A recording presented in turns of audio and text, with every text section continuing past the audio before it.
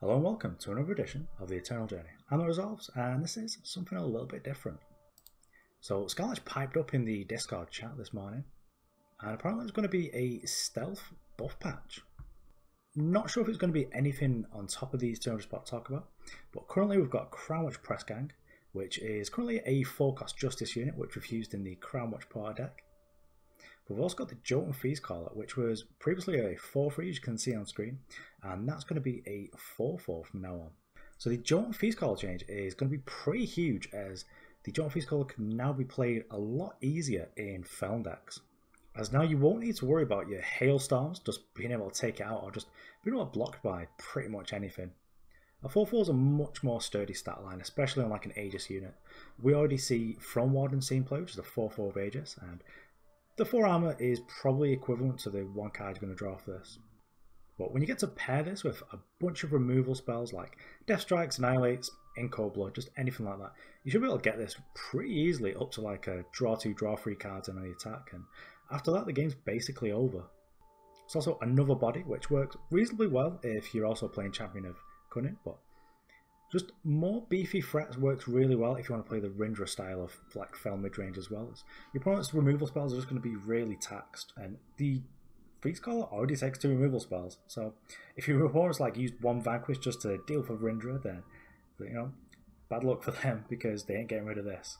I think this weekend we'll have to put up a video of the new sort of Fel builds that we're hoping to see in the ladder, but next up I want to talk about the Crownwatch Press Gang. Well, it looks like we broke Eternal by looking at this card.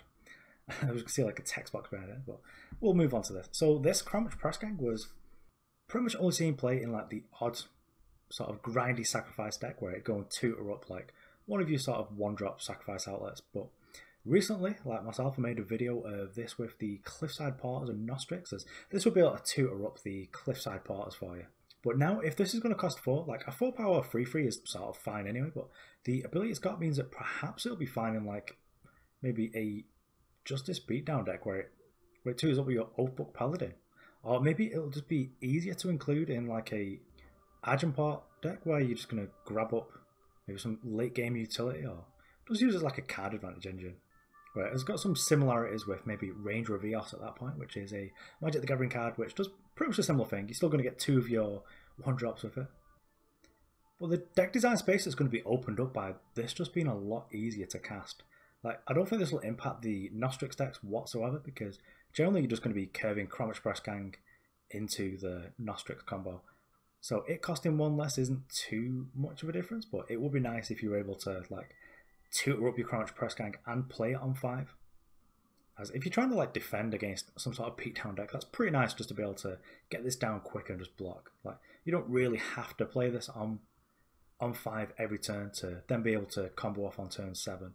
But if this is cheaper, I mean, it's still going to make the deck a little bit better. So I'll be revisiting that, probably doing another of the Nostrix videos as well.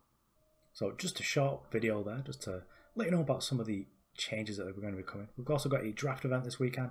Probably not going to be making a video for that because I tend to try and stick to like the 5-game format, and limited games tend to last a little bit longer than that, especially events where you play 10 games no matter what.